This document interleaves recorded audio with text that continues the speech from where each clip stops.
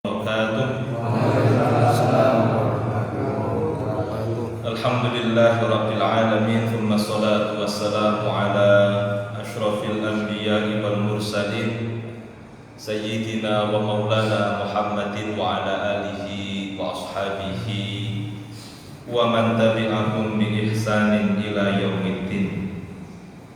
Amma ba'du. Hadirin sekalian, Bapak, Ibu-ibu, jemaah pengajian, saudara-saudari yang dirahmati oleh Allah Subhanahu wa taala. Mari senantiasa kita berusaha mensyukuri nikmat-nikmat Allah Subhanahu wa taala dengan memastikan bahwa setiap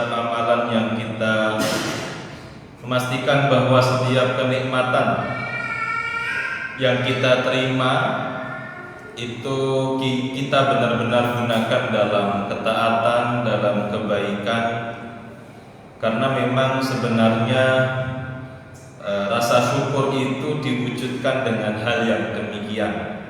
Tidak cukup hanya dengan ucapan lisan, dengan melafazkan hamdalah, tetapi kemudian perbuatannya tidak menunjukkan rasa syukur. Maka kita berharap dengan kita hadir di majelis ilmu, di kajian pada kesempatan malam hari ini adalah bagian upaya kita mensyukuri nikmat Allah, karena Allah tasih paring kita semua kesehatan, waktu luang, tentu juga keimanan dan ketakwaan. Semoga dengan itu kita kemudian berhak mendapatkan lebih banyak limpah ruah kenikmatan dari Allah Subhanahu wa taala. Hadirin sekalian yang berbahagia, sebelum kita lanjutkan kajian kita pada tafsir surat Al-Ikhlas, karena di pertemuan bulan yang lalu kita belum selesai mengkaji dari tafsir surat Al-Ikhlas, sehubungan dengan mungkin 15 atau 16 harian atau 17, artinya tidak sampai 20 hari lagi kita akan atas izin Allah tentunya akan bertemu dengan hari raya Idul Adha, satu momen kebahagiaan hari raya bagi kita sebagai umat Islam. Maka kiranya saya perlu menyampaikan kembali satu dari firman Allah Subhanahu wa taala di dalam surat Ali Imran ayat yang ke-142. Ini sebagai pembuka kajian kita sebelum kita lanjutkan kajian tafsir kita insyaallah. Allah berfirman, am hasibatum an tadkhulul jannah walamma ya'lamillahu alladhina jahadu minkum wa ya'lamas sabirin. Allah Subhanahu wa taala berfirman, am hasibatum an tadkhulul jannah, apakah kalian mengira bahwa akan masuk surga, walamma ya'lamillahu alladhina jahadu minkum, padahal belum nyata bagi Allah Subhanahu wa taala orang-orang yang berjihad di antara kalian. Hadirin sekalian yang berbahagia, di sini Allah menghubungkan dukhulul jannah, masuknya seseorang ke dalam surga, dengan jihadnya seseorang. Dengan ungkapan yang lain bisa kita pahami dari ayat ini, apakah kalian mengira akan dimasukkan ke dalam surganya Allah Subhanahu wa Yang tentu swarga niku adalah harapan terbesar dari kehidupan manusia di dunia ini. Bahwa kita ini hidup di dunia agar kelak mendapatkan surganya Allah Subhanahu wa taala. Lah Allah katakan, "Walamma ya'lamillahu alladziina jahadu minkum." Apakah kalian mengira akan masuk surga sedangkan belum nyata bagi Allah jihad kalian? Padahal kalian belum berjihad di jalan Allah Subhanahu wa taala. Belum berjuang di jalan Allah Subhanahu wa taala. Artinya jamaah sekalian, surga yang Allah Subhanahu wa taala persiapkan untuk manusia mendapatkannya memang butuh perjuangan. Butuh perjuangan.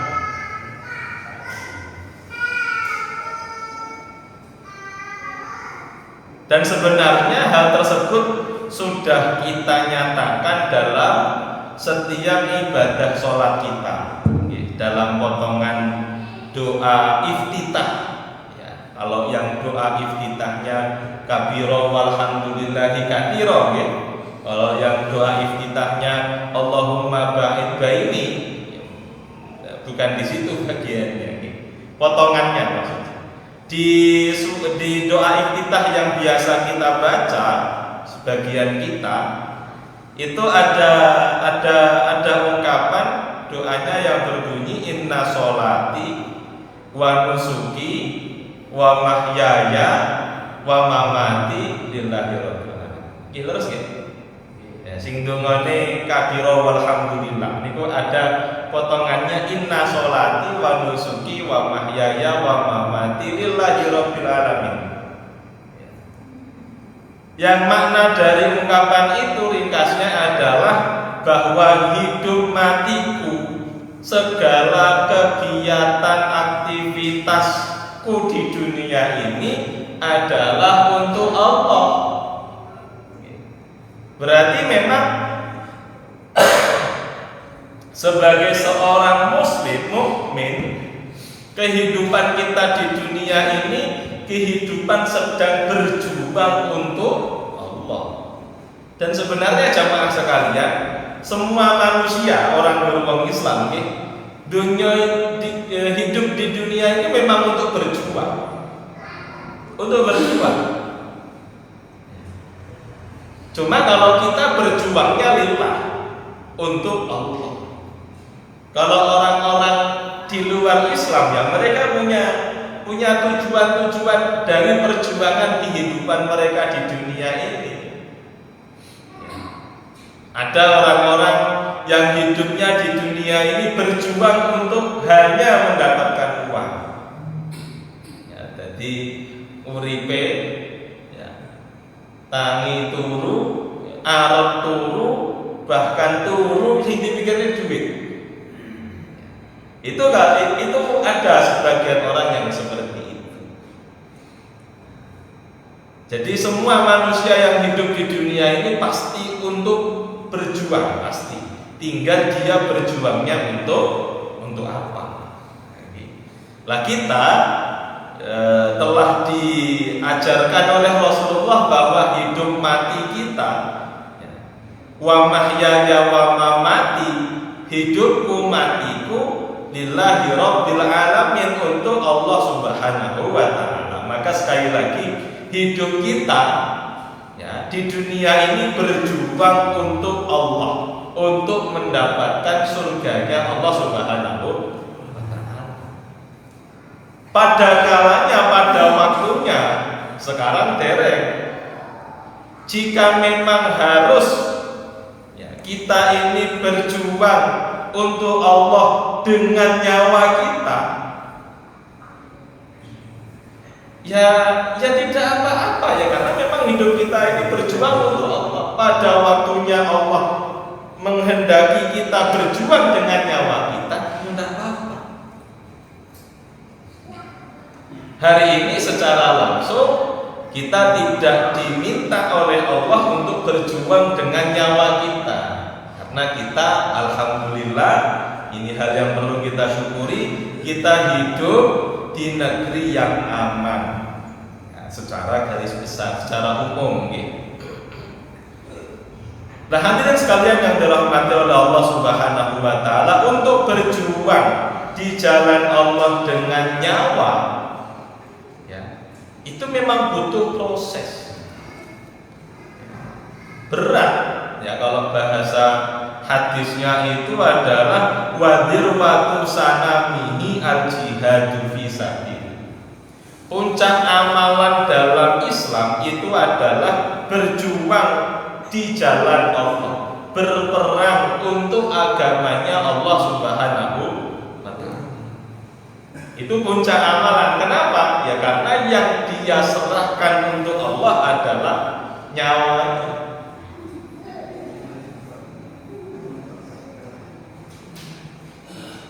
Maka Allah Subhanahu wa ta'ala memerintahkan kita, ya, ini sehubungan dengan sebentar lagi kita hari raya Idul Adha.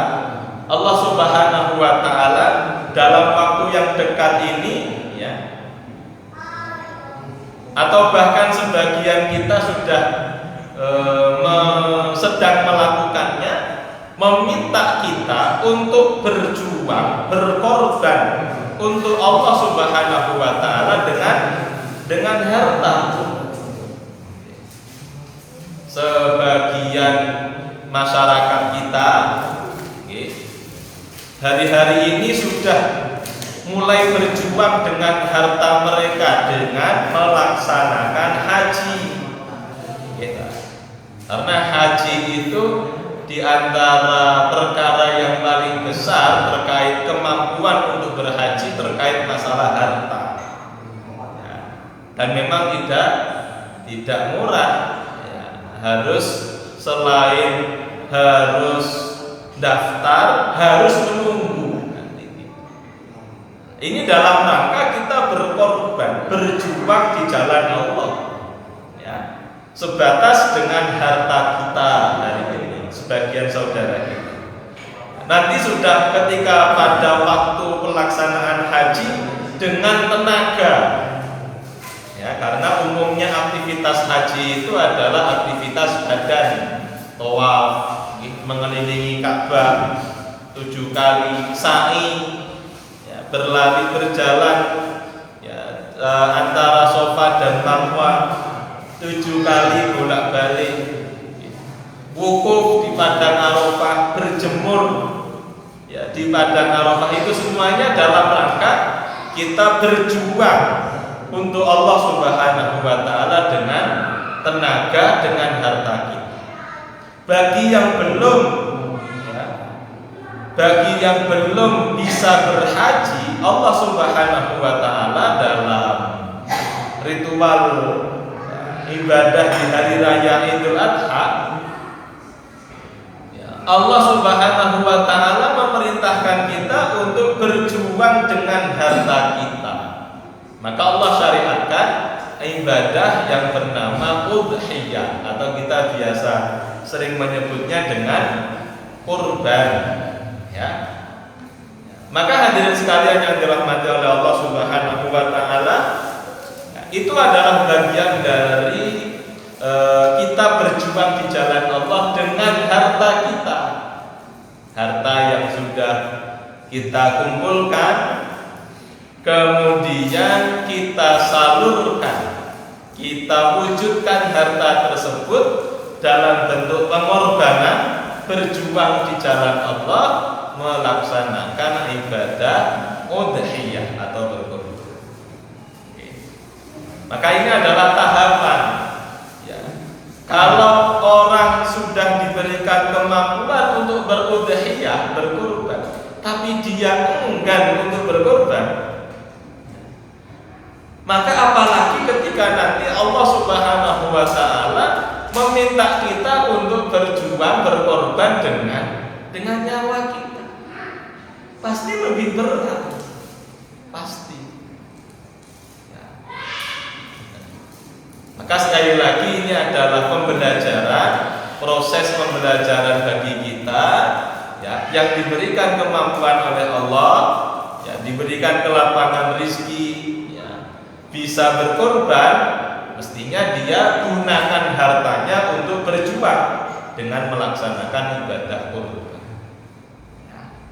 Hingga pada waktunya ketika Allah Subhanahu wa ta'ala meminta kita untuk berjuang di jalan Allah dengan nyawa kita, itu akan dirasa lebih mudah karena prosesnya sudah kita lalui, karena tahapannya sudah kita lewati. Itu yang ingin kami sampaikan untuk mengawali berkaitan dengan mengawali kajian kita berkaitan dengan sebentar lagi kita akan memasuki bulan Dzulhijjah yang mana di dalamnya terdapat rentetan ibadah sebagai perayaan hari raya Idul Adha. Hadirin sekalian yang berbahagia, selanjutnya kita akan melanjutkan kajian tafsir kita yang pada pertemuan bulan yang lalu kita sampai di ayat yang kedua. Sekarang masuk di ayat yang ketiga dari surat Al-Ikhlas. Di ayat yang ketiga Allah Subhanahu wa ta'ala berfirman, lam yalid wa lam yulad. Kita lanjutkan kajian kita. Yang sebelumnya, ayat pertama dan ayat yang kedua yang sebagaimana yang sudah kita hafal semua, Allah berfirman, qul huwallahu ahad, Allahus shomad. Katakanlah wahai Muhammad, ya, jadi ayat ini diturunkan sebagaimana yang sudah kita sampaikan. Tatkala orang-orang di sekitar Nabi Muhammad ini bertanya tentang Tuhannya Nabi Muhammad, siflana rabbak, wahai Muhammad, Muhammad, sifati Tuhanmu kepada kami. Siapakah Tuhanmu wahai Muhammad? Maka Allah Subhanahu wa ta'ala kemudian menurunkan surat ini untuk menjawab pertanyaan orang-orang kafir yang ada di antara Nabi Muhammad. Maka kul, katakanlah wahai Muhammad, huwallah, dia adalah Allah Subhanahu wa ta'ala ahadun, yang maha esa. Demikian biasa kita menerjemahkannya. Allahus shomad, Allah adalah zat yang maha, zat tempat bergantung, tempat bersandar. Sekali lagi demikian biasa kita menerjemahkannya. Adapun makna atau tafsirnya di pertemuan yang lalu sudah kita jelaskan. Dan yang ketiga Allah berfirman, lam yalid wa lam yulad. Ia adalah, atau Allah Subhanahu wa ta'ala adalah zat yang lam yalid, tidak melahirkan dan tidak dilahirkan. Allah Subhanahu wa ta'ala tidak dilahirkan. Allah Subhanahu wa ta'ala juga tidak melahirkan. Hadirin sekalian yang dirahmati oleh Allah, ya, ini secara bahasa biasa diterjemahkan begitu. Dari makna secara bahasa atau terjemahan yang biasa kita dengar, bahwa ini menunjukkan Allah Subhanahu wa ta'ala itu Tuhan kita, Rabb kita, itu tidak bergantung kepada apa dan siapapun. Kalau ya manusia itu kan pasti umumnya itu dilahirkan dan melahirkan. Artinya keberadaan kita sebagai manusia itu tergantung kepada ibu kita atau orang tua kita, bapak ibu kita. Lah, sesuatu yang bergantung pada sesuatu yang lain, kita ya sebagai anak yang bergantung kepada orang tua kita, karena kita pasti terlahir dari orang tua kita. Itu menunjukkan kalau kita ini tidak maha kuasa, karena kita bergantung. Sedangkan Allah Subhanahu wa taala lam yalid wa lam yulad, Allah itu tidak dilahirkan, karena Allah maha kuasa. Walam yulad, Allah juga tidak melahirkan.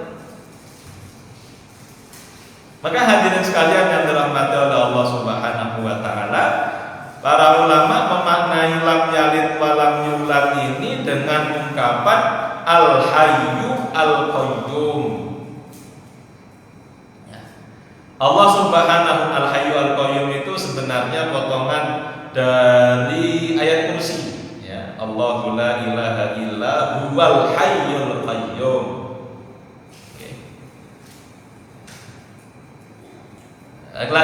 Ketika mentafsir lam yalid wa lam yulad, sebagian ulama memahami dengan ungkapan al-hayyu al-qayyum alladzi la zawala lahu. Allah adalah zat yang maha hidup, Allah adalah zat yang maha berdiri sendiri, tidak bergantung kepada apapun dan siapapun. Sekali lagi, kalau bergantung pada sesuatu berarti sesuatu itu adalah sesuatu yang lemah, tidak sempurna. Dan itu tidak mungkin ada pada Allah Subhanahu wa taala. Nah, kalau Allah Subhanahu wa taala atau Tuhan itu adalah sosok yang masih bergantung pada sesuatu,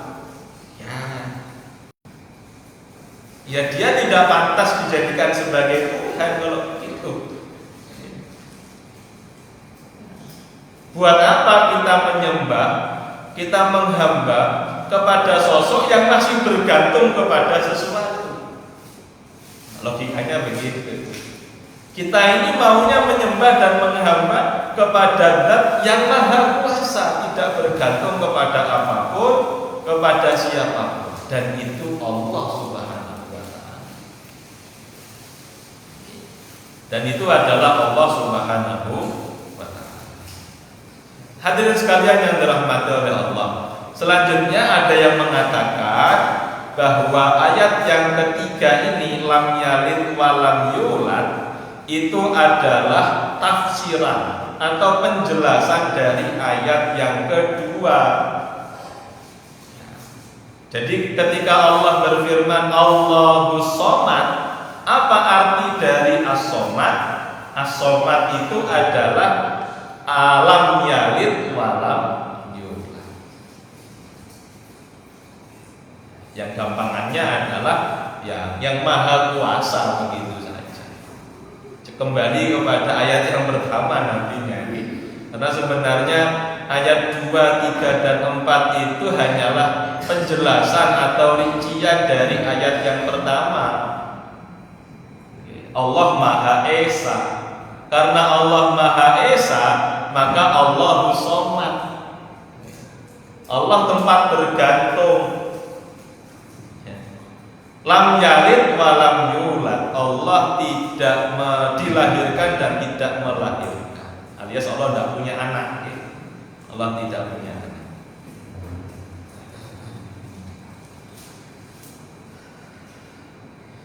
Ada juga yang menerjemahkan lam yalid wa lam yulad, yang memaknai lam yalid wa lam yulad ini sebagaimana yang sudah kami sampaikan, ai laisa lahu waladun wala walidun wala shahibah.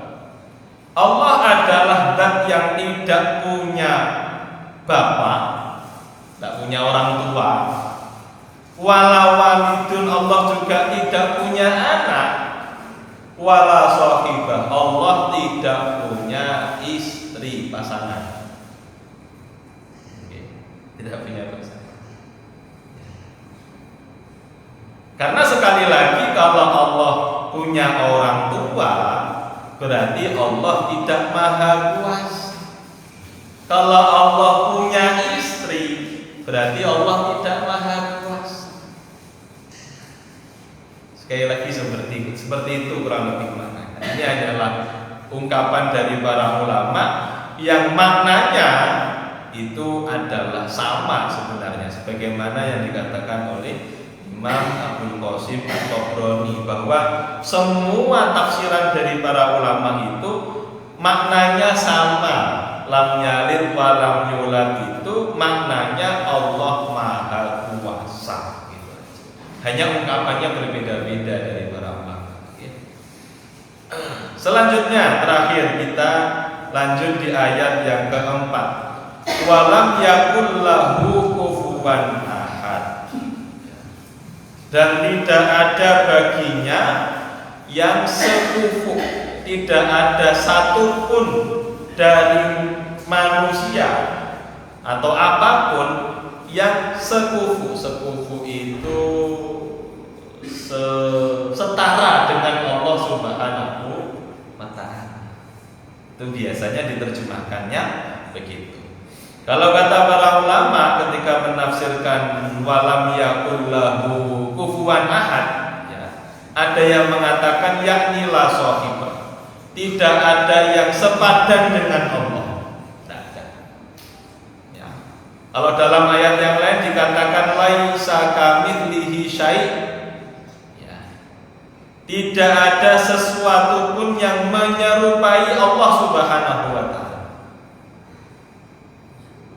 Allah adalah maliku kulli syai'in wa khaliquhu. Allah adalah, ya, pemilik segala sesuatu dan yang menciptakan segala sesuatu. Itulah Allah. Ya. Mestinya kita sebagai seorang mukmin yang menghamba dan menyembah Allah, ini sudah selesai mestinya. Dengan begitu, ya, kita semakin mantap untuk menghamba kepada Allah, semakin mantap untuk hanya menyandarkan kehidupan dan urusan kita ini kepada Allah Subhanahu wa ta'ala, hanya memuja Allah. Nah, kalau dalam pembukaan itu biasanya nahmaduhu wa nasta'inuhu wa nastaghfiruh. Kita hanya memuji Allah, nahmadu, wa nasta'inuhu, hanya meminta pertolongan kepada Allah, wa nastaghfiruh, dan memohon ampunan kepada Allah Subhanahu wa ta'ala. Kenapa kok begitu ya? Karena Allah punya sifat yang seperti ini. Lam yalid wa lam yulad wa lam yakul lahu kufuwan. Tidak ada yang sepadan dengan Allah. Oleh karena itu Allah ini pantas dijadikan sebagai Rabb. Ini sebenarnya secara tidak langsung itu juga menyindir, ya, dan yang menyindir lah mungkin bahasa yang paling pantas, ya. Tuhan-tuhannya orang-orang yang bertanya kepada Nabi tadi. Tuhannya orang Nasrani misalnya, ya, yang mereka yakini sebagai Isa, nah, ya.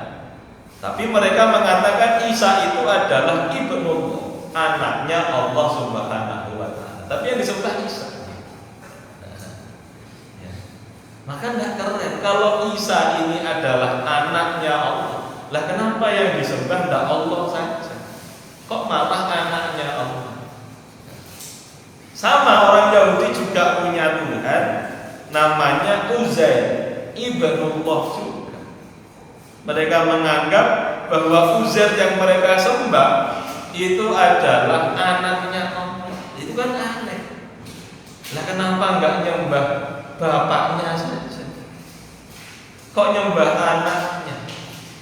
Ya namanya anak bagaimanapun juga pasti kan butuh kepada bapaknya. Berarti tidak keren. Apalagi kalau Tuhannya cuma api, orang-orang Majusi misalnya. Tuhannya cuma patung misalnya.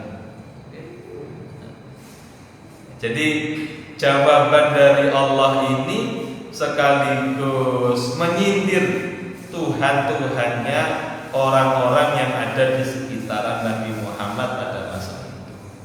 Hadirin sekalian yang dirahmati oleh Allah Subhanahu wa taala,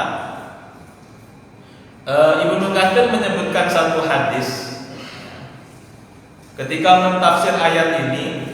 Hadisnya tertera di dalam Sahih Bukhari, ya, jadi riwayatnya Imam Bukhari, yang bunyinya adalah la ahadun asbaru ala adza sami'ahu minallah.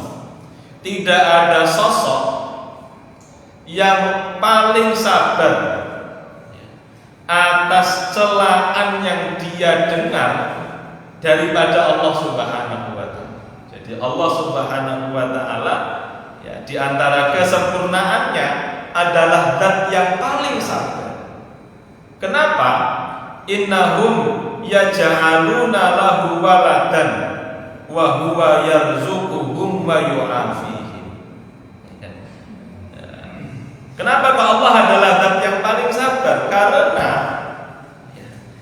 sesungguhnya mereka manusia yaj'aluna lahu waladan, menjadikan, jadi orang manusia pada masanya Nabi Muhammad, pada masa Nabi, itu banyak yang menjadikan bagi Allah seorang anak. Ya tadi saya katakan orang-orang Nasrani, ya, di masa Nabi itu menuhankan Isa ibnullah, anaknya Allah. Orang-orang Yahudi menuhankan Uzair ibnullah, anaknya Allah. Jadi mereka, ya, orang-orang Yahudi, orang-orang Nasrani menuduh Allah, mencela Allah kalau Allah punya anak. Tapi meskipun Allah Subhanahu wa taala dicela, ya, Allah Subhanahu wa taala bersabar. Tidak hanya bersabar, wa huwa yarzuquhum, Allah masih tetap memberikan rizki kepada mereka. Wa yu'afihim, bahkan kalau mereka meminta maaf, bertaubat, masuk ke dalam Islam, Allah ampuni mereka. Coba. Oke. Ya. Kurang sabar apa Allah ini? Kalau manusia itu kan, kalau ya kita lah. Kalau kita ini kan umumnya, umumnya kalau ada orang yang mencela kita, menghina kita, kemudian orang itu datang kepada kita meminta pertolongan, ya mesti umumnya ngopo tak tolong. Orang ini orang yang menghina saya, orang yang mencela saya, orang yang menuduh saya berbuat sesuatu padahal saya tidak melakukannya. Tapi Allah enggak. Orang-orang kafir menuduh Allah punya anak, tetapi Allah tetap memberikan rizki kepada mereka. Bahkan kalau mereka mau bertaubat, masuk ke dalam Islam, Allah ampuni dosa-dosa mereka. Allah ampuni dosa-dosa mereka.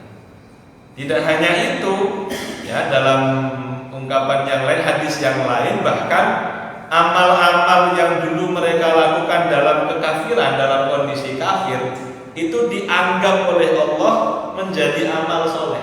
Nanti maksudnya orang kafir itu ketika berbuat kebaikan, misalnya dia berbakti kepada orang tua, menafkahi istrinya, itu kan kebaikan.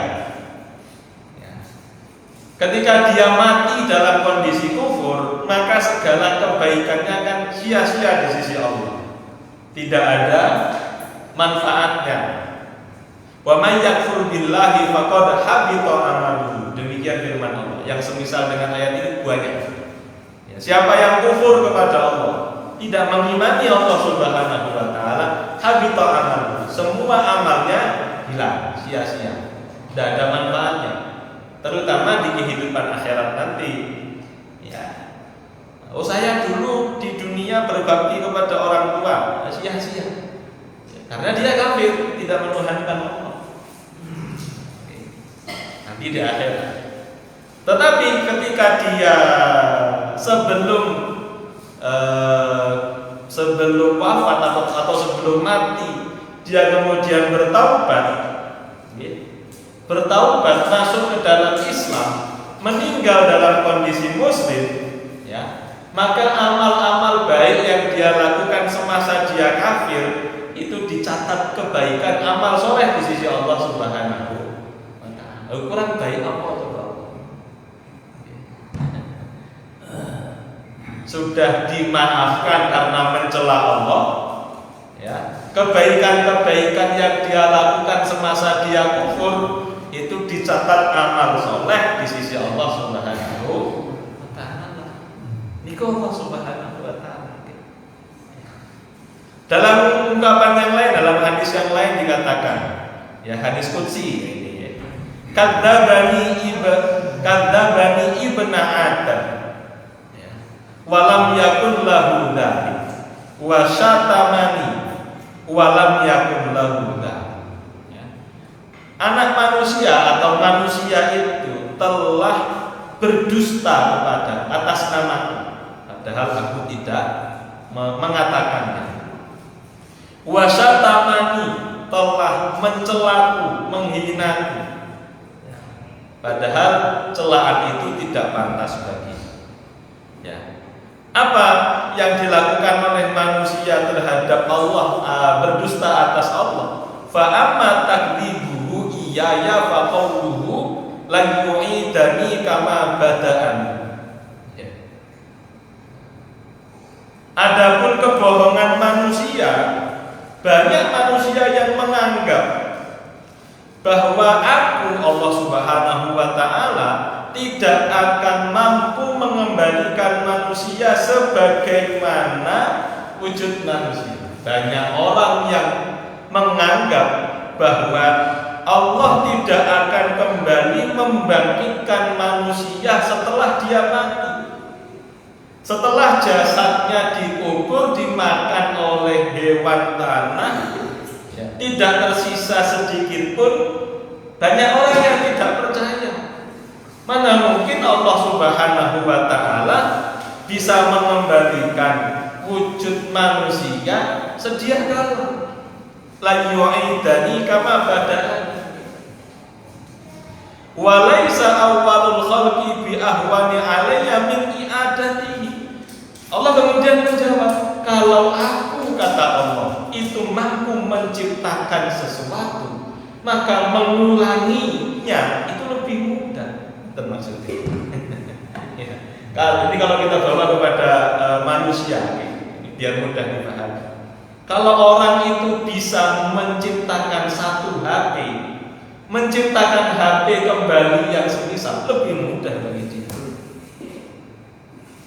Dia yang menciptakan, dia yang buat. Ya. Kemudian ini mau dirusak, ya, mau dihilangkan, dia buat lagi, lebih mudah. Yang susah itu buat yang pertama. Kalau buat yang kedua, ketiga, keempat yang sama, gampil, Pak. Nah, kalau Allah Subhanahu wa Ta'ala mampu menciptakan manusia, untuk membangkitkan kembali manusia, ya lebih gampang. Itu jawaban Allah.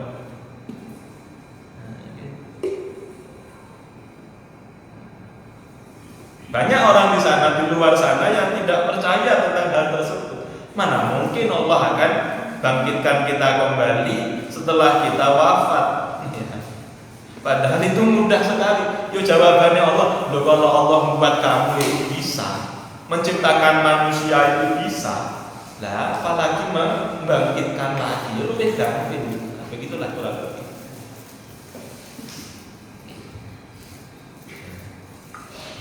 Atau mungkin orang itu tidak mengatakan hal tersebut, tidak mengatakan bahwa kayaknya Allah tidak mungkin membangkitkan kita lagi setelah kehidupan di dunia ini.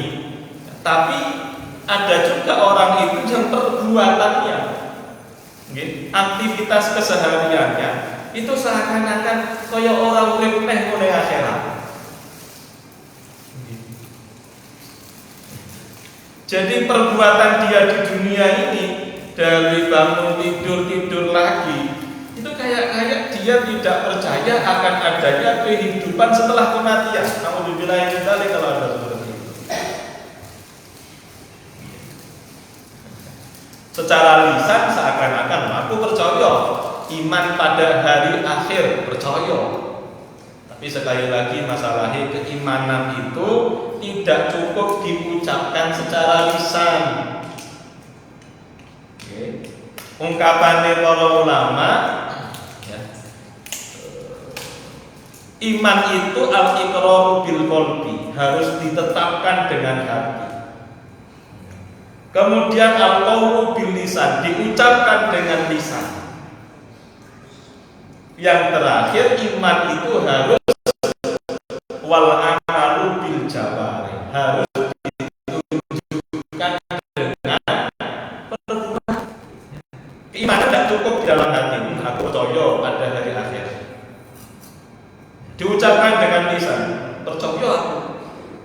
Tapi aktivitas kesehariannya, aktivitas anggota tubuhnya, ini koyok-koyok orang pati percaya karo hati. Masalahnya lisannya itu masih sering dolim, berbuat kedoliman, ghibah, fitnah, apa nih? Menyebarkan berita bohong, berita hoax, misalnya. Tangannya masih berbuat kedoliman, mengambil harta yang bukan haknya. Matanya digunakan untuk sesuatu yang maksiat. Sergep kalau sekali-sekali terus tobat, itu sing bener nggih ngoten niku. Karena tidak ada manusia yang lepas dari kesalahan. Masalah ini tadi kebiasaan. Nah, orang-orang yang berbuat seperti itu, ya, tangannya sering berbuat dolim, mengambil haknya orang lain, sergep, senang, tidak merasa beban, tidak merasa bersalah. Tapi kayak orang mati percaya kalau manusia ini akan dibangkitkan lagi dari alam. Meskipun lisannya mengatakan aku percaya, tapi masalahnya aktivitas tangannya seakan-akan tidak beriman kalau ada hari. Lah kalau kita ini percaya akan adanya hari akhir, ya mestinya kita akan berusaha berhati-hati menggunakan segala apa yang Allah berikan dari anggota tubuh kita. Kalau digunakan tidak pada semestinya alias bermaksiat, ya buru-buru bertaubat kepada Allah. Mergo kita percaya bahwa setiap apa yang kita lakukan itu akan dimintai pertanggungjawaban di sisi Allah. Harus seperti itu. Itu kedustaan manusia. Manusia berdusta kepada atas nama Allah, ya. Jadi orang pati percaya kalau Allah Subhanahu wa taala mampu mengembalikan wujud manusia setelah kematiannya. Wa amma syatamahu, adapun celaan manusia kepada Allah ya adalah perkataan manusia ittakhadallahu walada, bahwa Allah punya anak. Ini orang-orang Yahudi Nasrani ini mau. Itu berarti telah mencela Allah itu. Padahal wa ana al-ahadu as-samad lam alid wa lam ulad wa lam yakun li kufuwan. Nah, inilah kenapa kemudian Ibnu Katsir menyebutkan hadis ini, karena di dalam hadis ini ada ungkapan, ya, ada kalimat yang sama dengan surat Al-Ikhlas. Allah katakan, ya, Allah menjawab bahwasannya saya, kata Allah, Al-Ahad, Maha Esa, As-Somad, tempat bergantung, lam alid, saya tidak punya anak, saya tidak punya anak dan tidak dilahirkan, walam yakun li kufuwan ahad, dan tidak ada satupun dari manusia atau apapun dari alam semesta ini yang setara denganku, kata Allah Subhanahu. Menjawab tuduhan manusia, celaan manusia yang mengatakan bahwasannya Allah punya anak. Hadirin sekalian yang dirahmati oleh Allah Subhanahu wa taala, demikian secara tafsir dari surat Al-Ikhlas. Selanjutnya, ya setelah kita memahami secara umum makna dari surat ini, kita sempurnakan dengan keutamaannya. Jadi ada hadis-hadis Nabi yang menjelaskan tentang keutamaan surat Al-Ikhlas ini. Yang pertama, hadis yang diriwayatkan oleh Imam Bukhari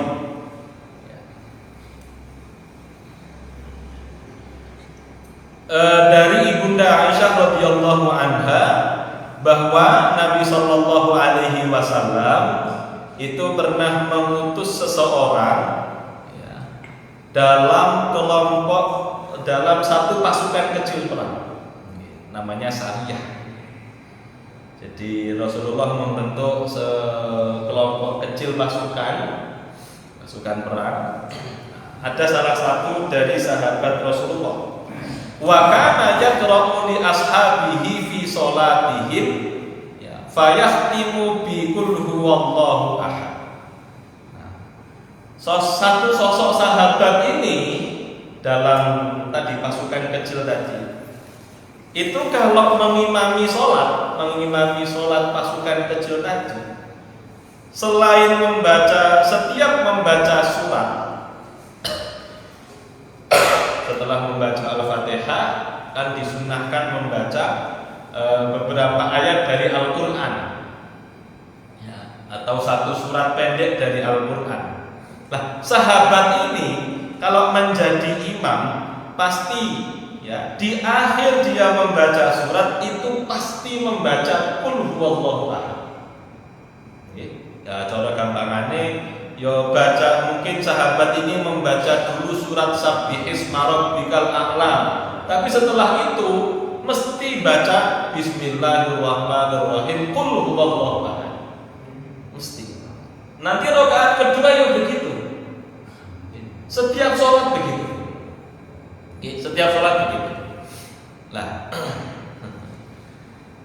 Nah, ketika kelompok ini kemudian kembali pulang, mereka kemudian mengajukan hal tersebut kepada Rasulullah. Rasulullah, sahabat yang kau utus di antara kami untuk menjadi imam sholat kami selama perjalanan pasukan ini, itu kalau sholat, ketika membaca surat pasti, setelah membaca satu surat pasti membaca qul huwallahu ahad. Ini rotok beda ini. Maka diajukan kepada Rasulullah. Maka kemudian Rasulullah, kemudian mereka berkata kepada Rasulullah, coba tanyakan kepadanya wahai Rasulullah. Maka dalam perjalanan tadi mereka itu arep negur ra enak. Kok nek ibu dadi imam mesti maca qul huwallahu ki ngopo? Ndak enak. Maka diadukan kepada Rasulullah sembari minta tolong kepada Rasulullah, saluhu li ayyi syai'in yasta'udah. Wahai Rasulullah, tolong tanyakan kepada sahabat tadi itu kenapa dia berbuat demikian. Maka Rasulullah memanggil sahabat tadi yang kalau imam mesti setiap rakaatnya baca qul huwallahu ahad selain surat yang lain. Maka Rasulullah bertanya kepada sahabat tersebut dan sahabat tersebut menjawab, li'annaha sifatur rahman wa ana uhibbu an aqra'a biha. Kenapa kamu kok setiap sholat mesti membaca qul huwallahu ahad?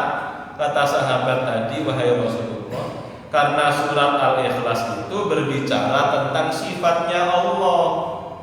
Wa ana uhibbu an aqra'a biha, dan aku senang membacanya.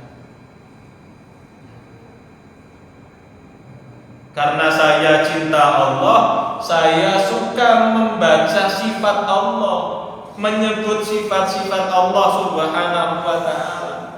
Maka mendengar jawaban tersebut, Rasulullah kemudian berkata, akhbiruhu annallaha ta'ala yuhibbu. Kabarkanlah kepadanya bahwa Allah telah mencintai. Masya Allah. Nah, tapi masalahnya bedone karo wong saiki, lha kok maca qul huwallah ya cepet. Repot ini iki. Nek qul huwallah kan cepet to Mas ngono. Nek sahabat mau, kenapa kamu membaca qul huwallah setiap rakaat sholat? Sekali lagi selain surat. Jadi yang dibaca itu 2 surat. Satu surat lain, surat kedua mesti qul huwallah di 1 rakaat. Nanti rakaat kedua nggih ngoten. Ketika ditanya, nah saya senang dengan surat ini ya Rasul. Karena surat ini berbicara tentang sifatnya Allah. Maka Rasulullah kabarkan bahwa Allah juga telah mencintai. Oh, Masya Allah. Kalau kita ini senang dicintai oleh orang-orang yang kita hormati, kita ini senang disenangi karo guru, disenangi karo wong tua dan lain sebagainya, orang-orang yang kita hormati. Bagaimana kalau kita ini mendapatkan cinta dari Allah Subhanahu wa Ta'ala? Oh, mesti lebih senang.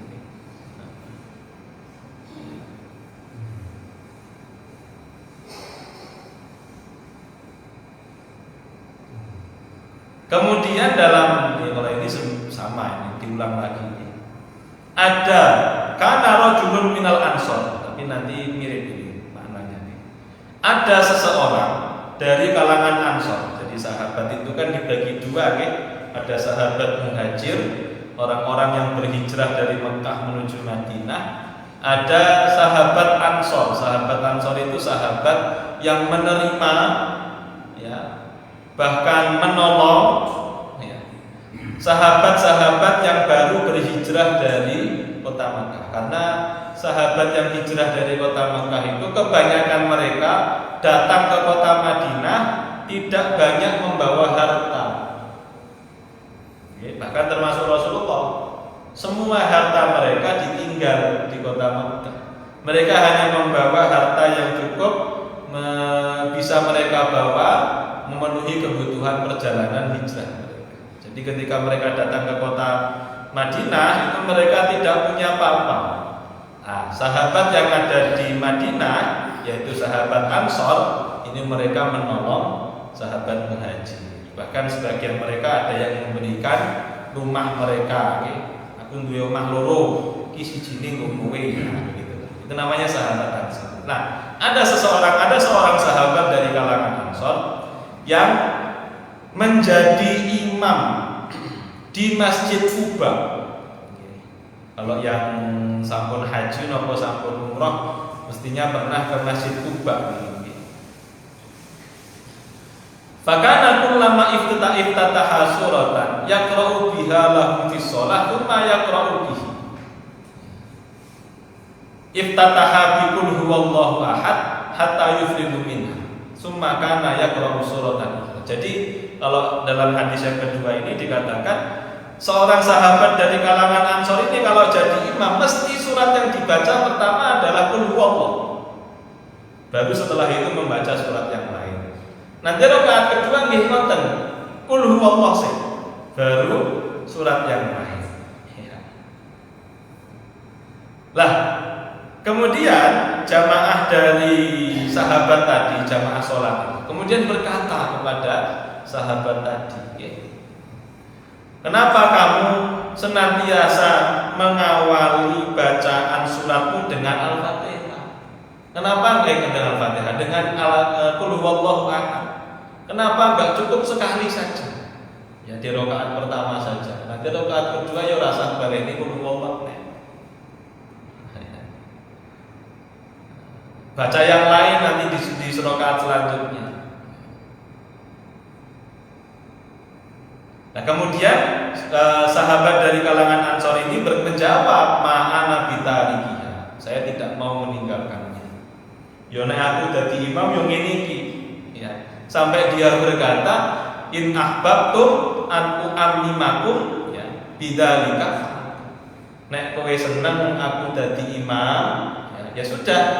Saya kalau jadi imam mesti membaca Qul huwallah baru surat yang lain. Kalau kalian tidak senang dengan aku menjadi imam ya tidak apa-apa. Saya tidak usah jadi imam. Nggih. Jadi rada nesu. Diprotes ning rada Lah, ketika sahabat dari Ansor itu berkata demikian, jamaahnya ini yo bingung. Kan niatnya jamaah ini mau mengingatkan sebenarnya. Kok kowe salate ngono to dadi imam, ngoten lah. Tapi jawabannya, yo nek aku dadi imam yo ngene iki nek gelem. Ya nek ra gelem aku wis rasa dadi imam. Begitulah kurangnya, nggih. Ya.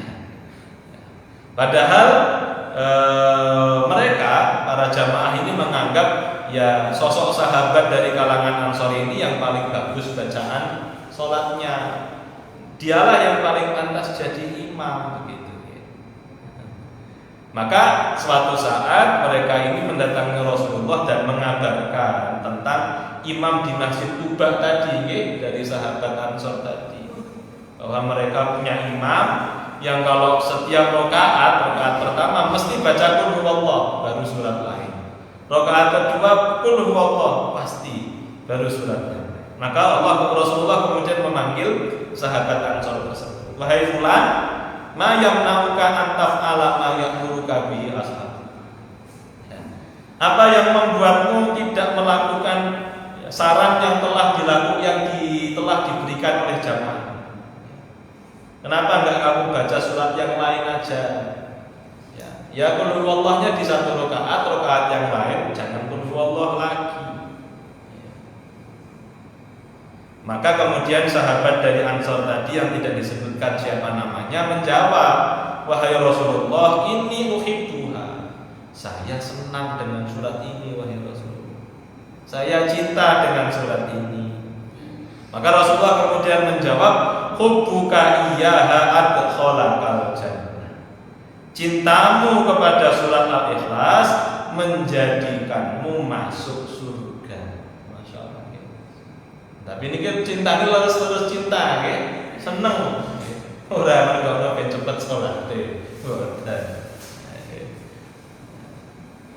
Nah karena dia cinta kepada surat ini, kan surat ini berbicara tentang sifatnya Allah. Berarti dia cinta kepada Allah. Nah seseorang kalau dia setelah cinta kepada Allah, ya apa balasan yang paling baik dari Allah kecuali surga? Adkhalakal jannah. Cintamu kepada surat Al-Ikhlas menjadikanmu masuk surga. Insyaallah. Ini satu fadilah atau keistimewaan dari surat Al-Ikhlas. Setunggal malih mawon. Kemudian ada lagi hadis yang lain dari Imam Bukhari juga, di mana Rasulullah berkata kepada para sahabatnya. Tadi cerita ini gampangane yo kaya kajian ngoten iki lah ya. Rasulullah bermajlis dengan para sahabatnya. Terus berkata Rasulullah bersabda, "Ayu'jizu ahadukum ayyaqra'a thulutsal Qur'ana fi lailatin." Qur'ani fi lailatin. Apakah susah? Apakah salah seorang kalian di antara kalian ada yang mampu, kalau saya bahasakan dengan bahasa yang lainnya, ada nggak yang bisa salah seorang di antara kalian membaca sepertiga Al-Quran dalam satu malam? Rasulullah berkata begitu.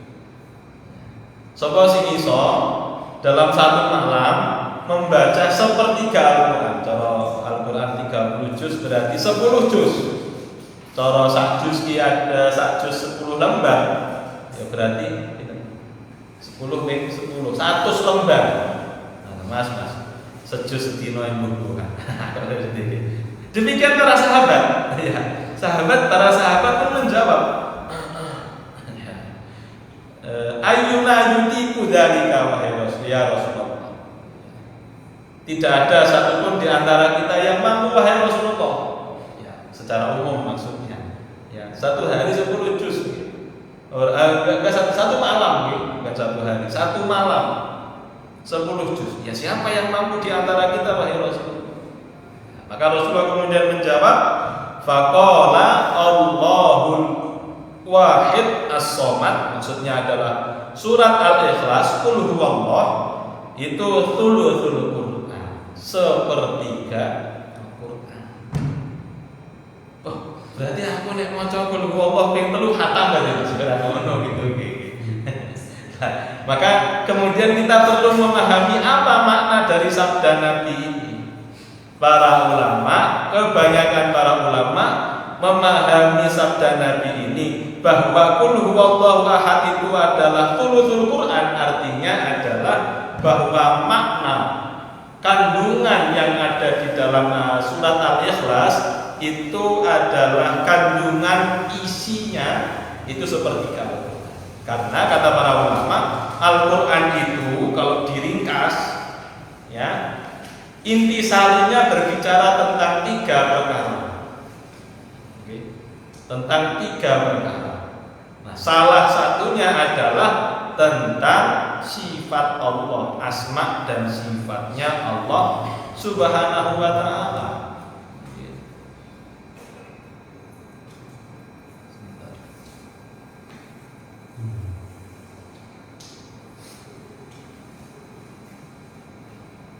Kemudian sepertiga yang lain itu berbicara tentang hukum. Jadi yang pertama berbicara Al-Quran ini kalau diringkas, isi Al-Quran itu kalau diringkas, yang pertama berbicara tentang tauhid, ya, tentang keesaan Allah.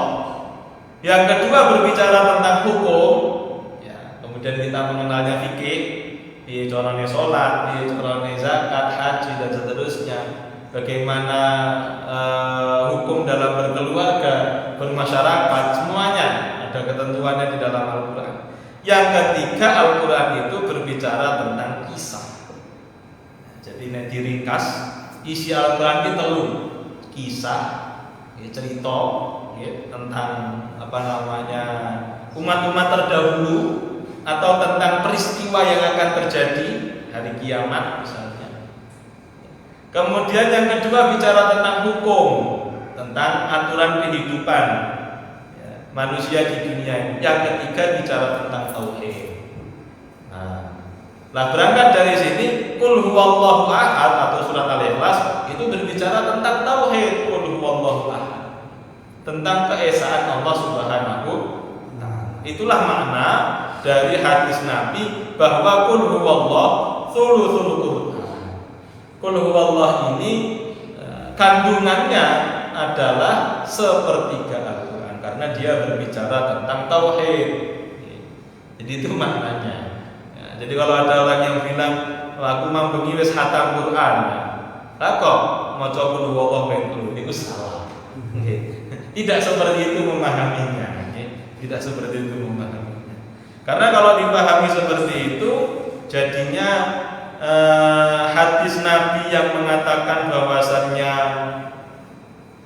setiap membaca Al-Quran itu kalau dipahami bahwasannya orang dengan mudahnya membaca Al-Quran atau menghatamkan Al-Quran, ya, dengan cukup membaca 3 kali surat Al-Ikhlas, ya, itu jadi membaca Al-Quran ini kayak tidak ada beratnya menghatamkan Al-Quran. Padahal Rasulullah katakan setiap huruf dari Al-Quran ini ganjarannya adalah 10 kebaikan.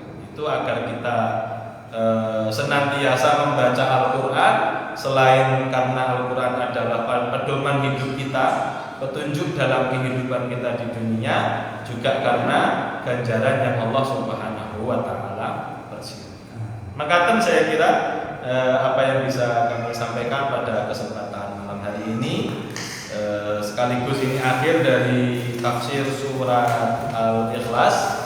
Artinya di pertemuan yang akan datang kita akan lanjut di surat selanjutnya, yaitu surat Al-Masad insyaallah. Demikian kurang lebihnya mohon maaf. Billahi taufiq ila aqwamit thoriq. Saya kembalikan kepada MC. Assalamualaikum warahmatullahi wabarakatuh.